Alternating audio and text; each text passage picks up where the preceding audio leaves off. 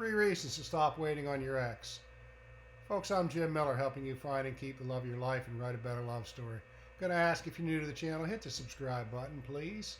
Tick the bell icon, that way you'll be notified whenever I upload new content. Would also love to ask you to leave a comment in the section below, and check the description below the video. Give me a thumbs up if you like the video. But check the description below. There's some book recommendations that I have down there, and in all honesty, they are Amazon affiliate links, and I get $1 or so if you buy one of those books. So that helps support the channel. But check all that stuff out down there. There's some good information. Also, I started this channel a while back, year and a half ago or something like that. And I started as some information that I have. I've done some coaching. I've done coaching, helped some people get their exes back and whatnot like that. But the longer I go down the road, I realize that a lot of these programs that are for sale, and I do sell some of the programs, there's some good information in some of them. Some psychological information, things like that can kind of help you, direct you, and make some moves that would make you more attractive and whatnot. But I realize as I go down the road, the most important thing is self-improvement. And I've said this before, self-improvement is never a waste of time. Never a waste of time. I'm in a position in my life right now, I've been fighting cancer for a year now. I lost my hair again. Radiation, lost my hair again. I didn't lose my beard this time, so I'm kind of excited about that. But I'm the happiest that I've ever been. And I'm the happiest that I've ever been. I'm in the best relationship I've ever been in because I took the time to work on myself. And I continue to work on myself on a daily basis. I know what my good qualities are. I know what my faults are. And there are many people. I know you don't believe that, but there are many. But I want to give you 3 reasons why it's not a good idea to just sit home waiting on your ex. Number 1, you're not living your own life. You're just living at home trying to be what your ex wants you to be. And that's just not a good way to be. Okay, you're not living your own life. You're not responding to opportunities within your own life. You're waiting at home. You're putting your life on hold until your ex decides whether to come back or not. And it's just not a good place to be. You need to be in control of your own destiny. And you need to continue to live your own life whether your ex does come back or not.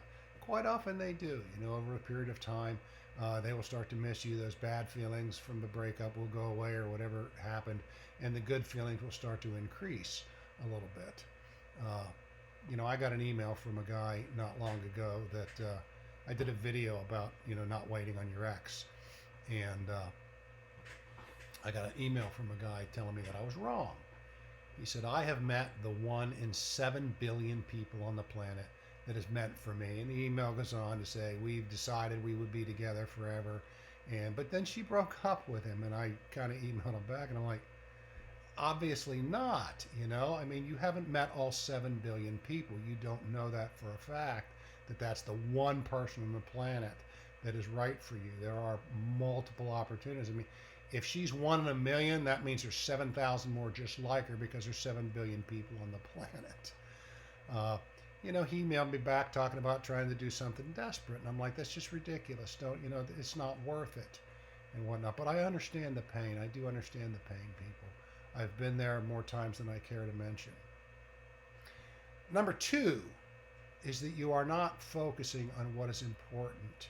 You're focusing on your ex and on what your ex is doing and who your ex is with, but you're not focusing on your own emotional well-being, and that's where your focus should be. That's what's the most important thing, especially in a breakup, is your own emotional well-being. That's where you need to have, that's exactly where you need to have the most focus, is on your own emotional well-being. And you need to do the things that will help you to find that emotional well-being. Get around people that love you. They don't have to be romantic partners. Just get around people that love you, family, friends, people that love you and support you. I wouldn't sit down and tell everybody your woes because I've done that many times. But, nonetheless. But focus on your own emotional energy. If you're waiting on your ex, you're not doing that. And number 3 reason is that you are cutting off a crucial source of energy in your life, and you are cutting yourself off from opportunities. Most of us have been around somebody who's been in a bad breakup or who's broken up, or who's heartbroken at the time. and the way that they react and the way that they respond, the way that they are, they kind of give off a negative energy. So what you're doing though by waiting at home for your ex, or just waiting for your ex to come back, is you are cutting off that supply of energy, that vibration that resonates between us all. You're cutting that off, and as a result, you're not open to other opportunities.